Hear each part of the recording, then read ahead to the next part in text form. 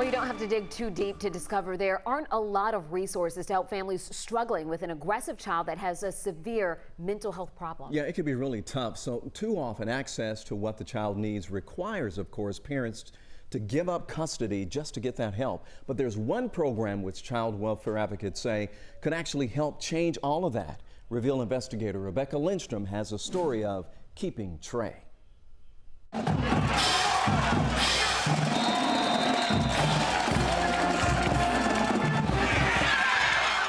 Football. While we all celebrate the one holding the ball, it takes a team to walk away with the win. So it is in the game of life. Trey says with this team, he's ready. Do you think that these things would have happened had it not been for this type of program?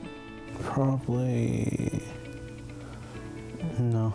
That's Trey with his foster mom, Anne-Marie Small. The program we're talking about is Therapeutic Foster Care, or TFC. It was a whole total different ball game.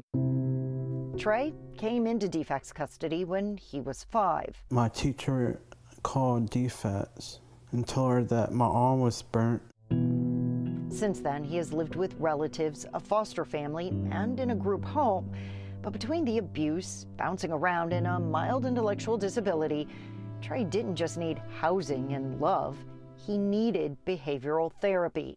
So today we're going to talk about our anger warning signs. Here, he gets both and more, because TFC, when done right, starts with a pretty basic question that doesn't seem to get asked often in our healthcare system. What does this child need? Everyone's together. Everyone's coming to the home. At least 4 or 5 workers come in. We sit around the table. Sally Buchanan, the founder of Creative Community Services, says training is given to both the foster and biological parents if the plan is for the child to go back home. You can't just say, here's your kiddo back. Now you should be able to take care of this child. That's not going to happen. You've given them no new tools. No new tools. So you're just going to repeat the cycle. But the program is limited. Creative Community Services can only handle about 77 teenagers in state custody each year. This year, Georgia lawmakers did approve funding to expand TFC for children in state custody. But the former director of DFCS hopes they'll also use it to help children at risk of being abandoned.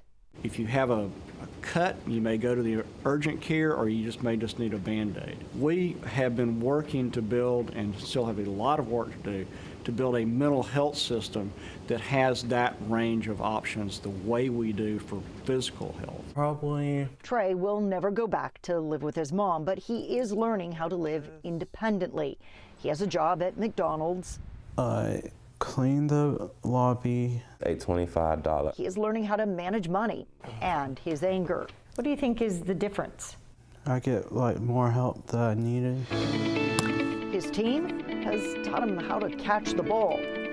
Now he is ready for his touchdown. Medicaid does cover TFC, so if the program is approved, the state would only have to foot about 1/3 of the cost. But DFCS says to expand the program, it will need more foster parents and more therapy providers.